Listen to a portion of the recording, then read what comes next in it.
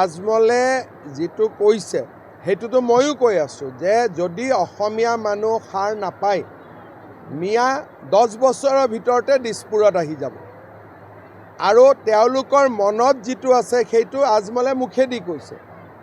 গতিকে এই কথাটোৰ পৰা অসমীয়াই শিকিব লাগে যে আমি কেনেকৈ মিয়াক ৰখাব পাৰোঁ। ইভেন দুলীয়াজানতো মিয়া কিছুমান আহিছে, মোৰ নজৰত আছে।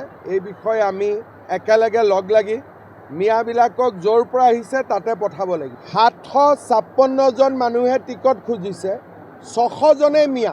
এনেকুৱা ৰেকৰ্ড ময়ো কংগ্ৰেছত আছিলোঁ, কেতিয়াও আগত এনেকুৱা হোৱা নাছিল।